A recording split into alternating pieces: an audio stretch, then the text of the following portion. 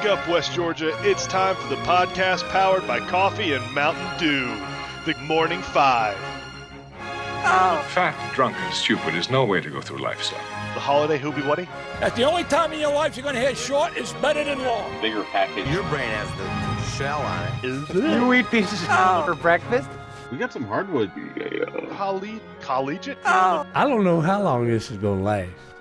Good morning, West Georgia, and welcome in to the first edition of the Morning Five with Bryce and Billy. I'm Billy. He is Bryce. Bryce, I'm pumped up for this, man. I'm ready to go. I'm excited, man. This is, from the listener's perspective, it's going to be pretty much the exact same thing. It's the same but different, I'd like to say. So from the listener's point of view, they might see, more avenues, more conduits that we can get our media out there in different ways and everything. But as far as the podcast concerns, we're going to give you the same fantastic, I'm doing air quotes, you can't see me, the same fantastic content you've been getting since December 28th, I think is when we started this venture. Yep. Yeah, so the same great content you've been getting for a month and a week. And Bryce doing the true radio thing where he's doing stuff that you guys can't see and expecting you to see him. It's professional radio. It's professional radio stuff. I mean, it's. The Hawks did not have a good weekend, man. They did not. Lost to the Raptors 125-114, and then lost to the Mavs 103-94. It just seemed like the second half in both games really killed the Hawks down the stretch. It sucked. When we play the Raptors, you allow 125 points. I mean, Collins goes for 23, Hunter for 23, and Trey for 22. That's what you want from your superstars. You want them, 20 plus. But then they kind of forgot the part where you play defense and you stop the other team from scoring 125 points. I mean, Siakam just killed him. Siakam killed him Friday night. He had 33 points. I think he had like 18 or 20 points in the first quarter, something absurd. And he might have missed maybe 3 shots the entire first half. So it was, you got to play defense. As Coach White would like to say, you got to play defense, and the Hawks did not play any defense Friday night. And then last night, Collins had 22 points and 18 rebounds from John Collins. That's a lot.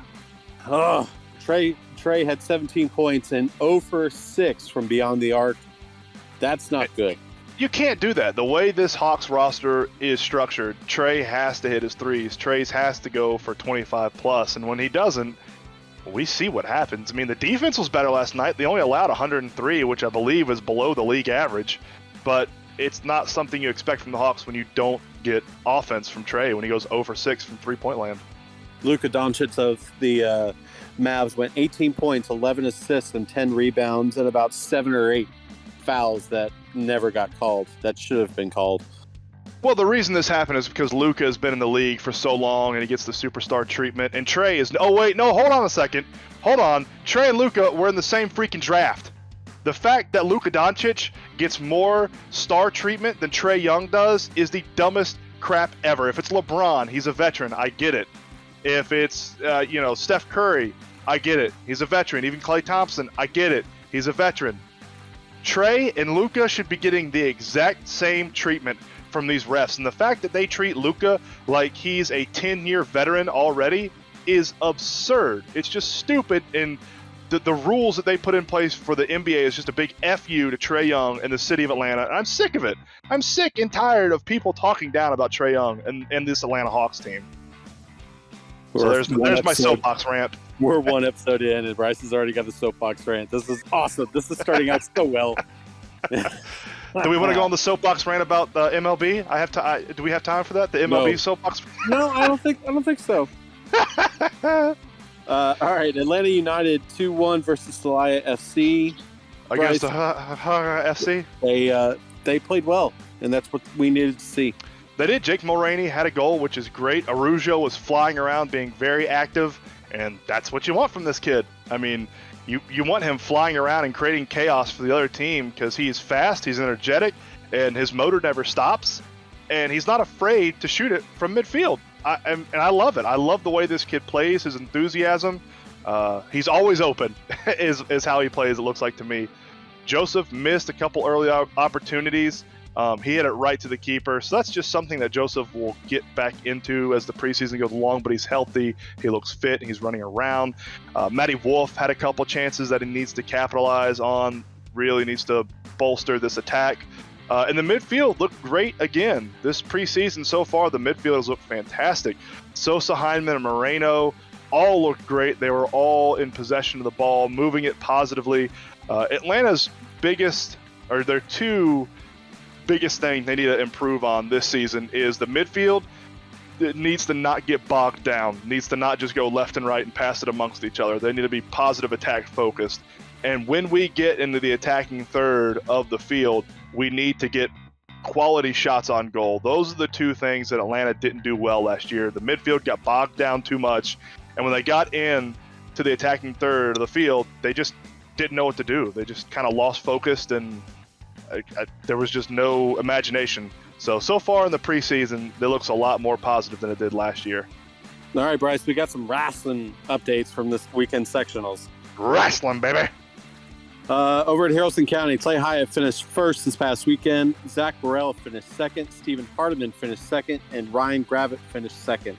They will move on to Macon and be placed there.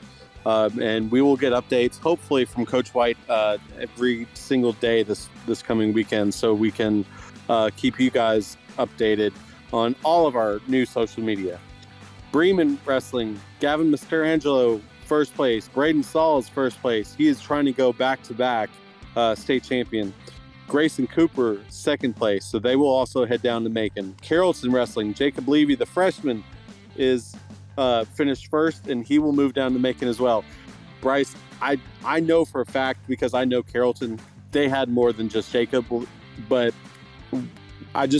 we couldn't find the list. So we'll get the list. They absolutely have more than just Carrollton. And I'm sure there's more kids in this area that are going to the state than what we have the list right here. This is just what we have over the weekend.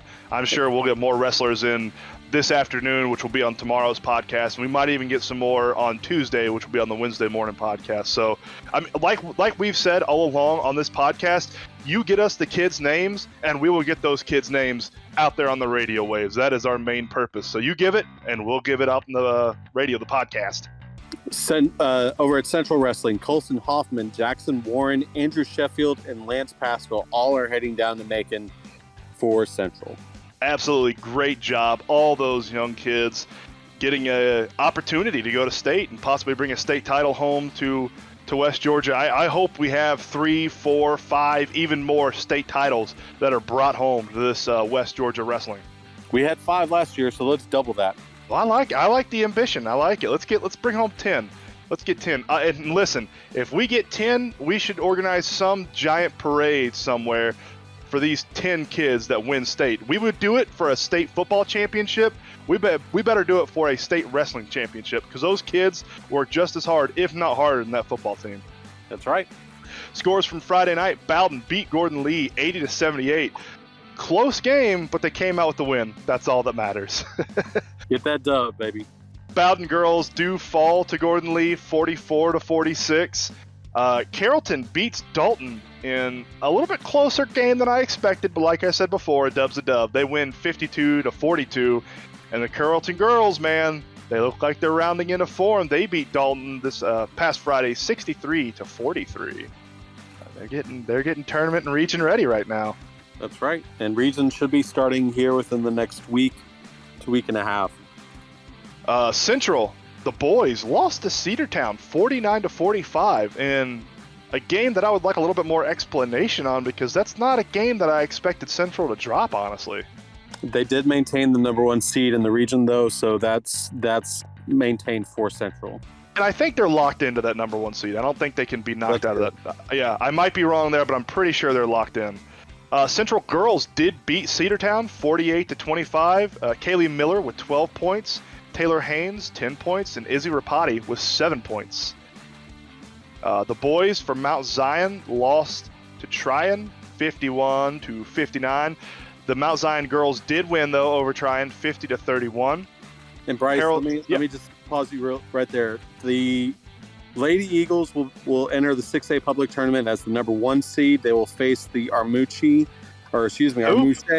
Thank our you. Mousse Drew Charter winner on Saturday at 3 p.m. The boys interplay as the 8th seed and will face Atlanta Symphony Orchestra on Thursday at 8:30 at Armouche. Mouche, Atlanta. Every single school that's not in our area is going to eventually have a nickname given by me, which is going to be a terrible nickname.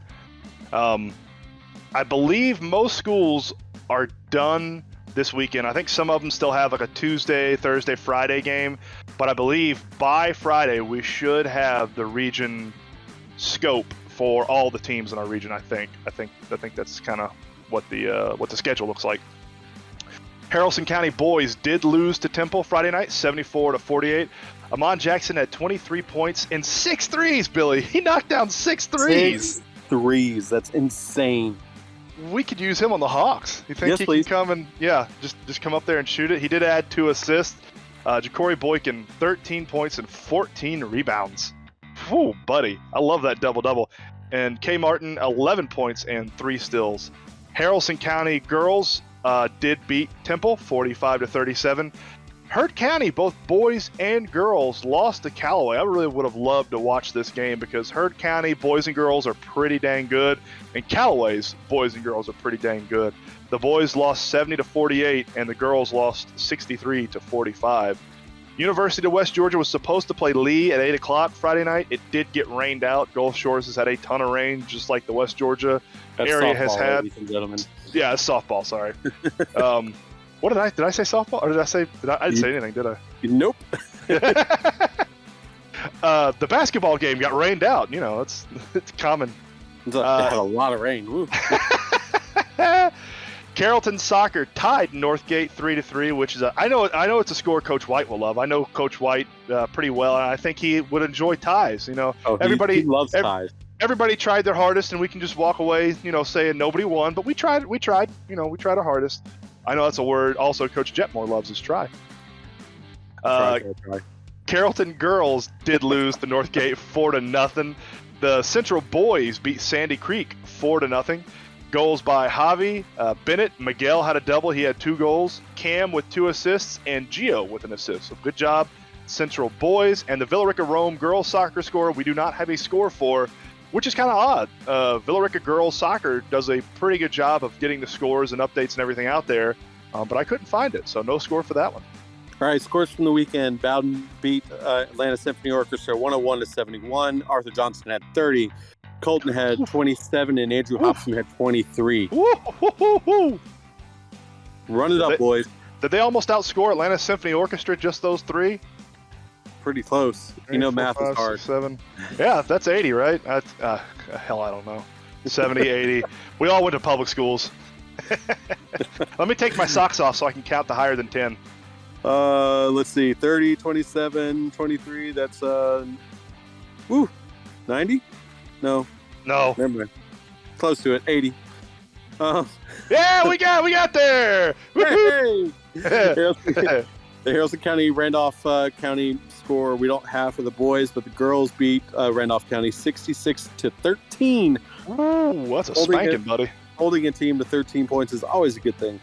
Temple beat Coosa 46-27. Ja'Cory Boykin 16 points, 18 rebounds. Bryce. 18 rebounds. That is just sickening. That is just sickening. As well. Amon Jackson 14 points, 5 rebounds, 2 assists, and 3 steals.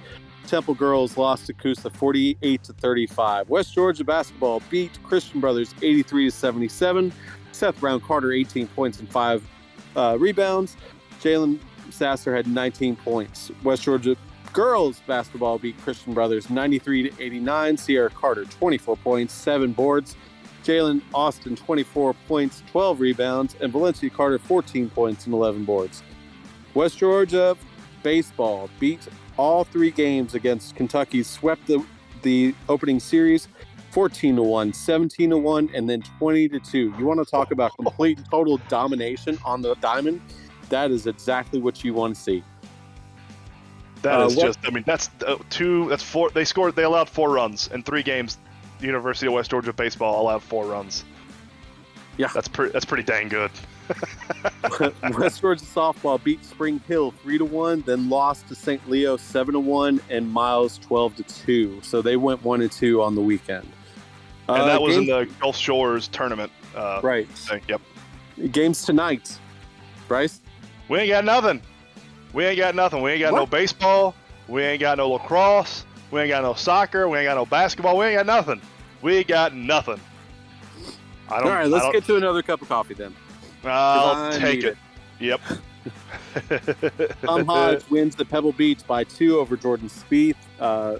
Pebble Beach is always a good tournament to watch just because the views are spectacular. Did you see Bill Murray make the backwards Yes. putt? Oh, my that goodness. was so good. Anytime you can watch the Pebble Beach Pro-Am and Bill Murray is in it, it's gonna be great television. Joey Logano gets a win at the LA Coliseum in the Busch Light Clash. Good job by NASCAR. I kind of went into this race thinking it was going to be a complete you-know-what show, and it wasn't. It was a little weird because they didn't have live pit stops. There was no traditional pit lane like you'd see at every other racetrack on the NASCAR calendar. They had an infield, sort of like on the dirt tracks you'd see on Friday and Saturday nights here locally. The infield was about 40 feet by 40 feet. It's pretty small, pretty tight.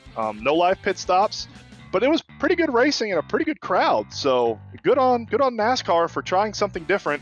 And in my opinion, they succeeded. I enjoyed it. There was a lot of good racing, smaller field, but good job NASCAR. You get a thumbs up from Bryce Sparling. The Pro Bowl was this weekend. Was it? Huh. Yeah, that's all. It was 41 to awful. 30, 41 to 35 is the total. Billy, that's all it was I'm a game of two-hand touch. It was a game of two-hand touch. I mean, what this reminded me of, what this Pro Bowl reminded me of, is after church on a Sunday afternoon when you have all the 8, 9, 10, 11, 12-year-old boys out in the front lawn playing two-hand touch football, but they don't really want to go down because they don't want to make mama mad that they got their Sunday best dirty and stains on it. So they get a little handsy with the two-hand touch, and they put a little umph on it, but it's not too much because they don't want to knock each other down and get mama mad. That's exactly what this reminded me of. Is like 8 to 10-year-old boys after church playing football out in the front lawn. It was an embarrassment to the NFL, in my opinion. Breaking news: Bryce Sparling goes to church. I did. I went to a Christian elementary school for a little while when I was younger until they asked me to leave. But that does, I went there, so. Yeah, that counts, I think, hopefully. That's a story for another podcast. That's a long story. Medal count. We have the Olympics going on right now. It's pretty it's in the infancy stages. Not a ton of medals given out so far. The USA does have 3. We are 3 medals back from a team who shouldn't even be competing in the Olympics because they doped, just like Barry Bonds, should not be in the Hall of Fame. The Russian Athletic Committee, or whatever their BS name is, should not be in the Olympics, in my humble opinion. And the IOC is extremely crooked, so they just let the Russians in. So how many soapbox rants am I going to have today?